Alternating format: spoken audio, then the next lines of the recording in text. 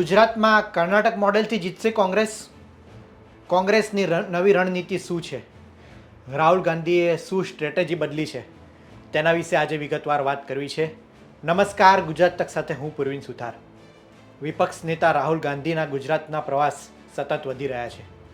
કોંગ્રેસને ગુજરાતમાં મજબૂત કરવા માટે ખુદ રાહુલ ગાંધી મેદાને ઉતર્યા છે. એટલે જ કદાચ છેલ્લા 6 મહિનામાં એ ચોથી વખત રાહુલ ગાંધી ગુજરાતના પ્રવાસે આવ્યા છે. તાજેતરમાં જ જૂનાગઢમાં કોંગ્રેસ જિલ્લા પ્રમુખની શરૂ થયેલી પ્રશિક્ષણ શિબિરમાં રાહુલ ગાંધીએ હાજરી આપી હતી. ત્યારે સમાચાર છે કે આગામી 18 સપ્ટેમ્બરે રાહુલ ગાંધી ફરી ગુજરાતની મુલાકાતે આવી શકે છે.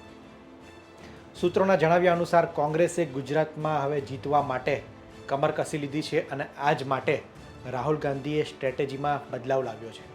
આ નવી સ્ટ્રેટેજીની વાત કરીએ તો રાહુલ ગાંધી એ દરેક વિધાનસભા દીઠ 1-2 દિવસ રોકાશે.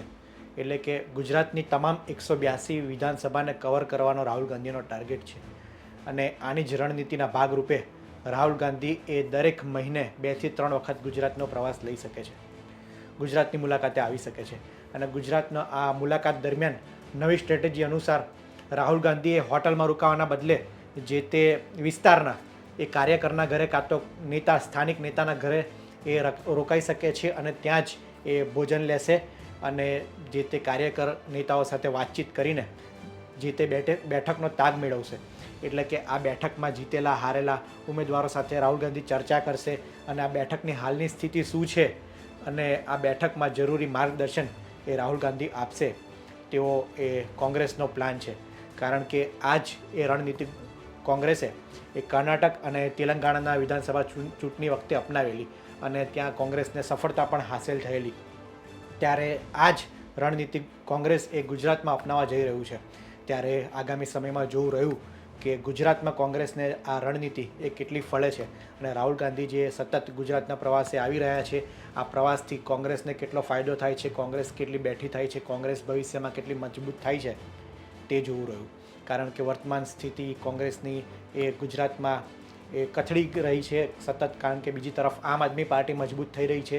તેવામાં કોંગ્રેસને એક ચેલેન્જ છે ગુજરાતમાં. એક તો ભારતીય જનતા પાર્ટી છેલ્લા 30 વર્ષથી સત્તામાં છે, 30 વર્ષથી કોંગ્રેસ સત્તામાં આવી શકી નથી. બીજી તરફ હવે આમ આદમી પાર્ટી એ મજબૂત થઈ રહી છે. આ બધા વચ્ચે ખુદ રાહુલ ગાંધીએ એ કમાન સંભાળી હોય તેવું લાગી રહ્યું છે. અને તેના જ ભાગરૂપે ગુજરાતમાં રાહુલ ગાંધી પોતાના પ્રવાસ વધારશે.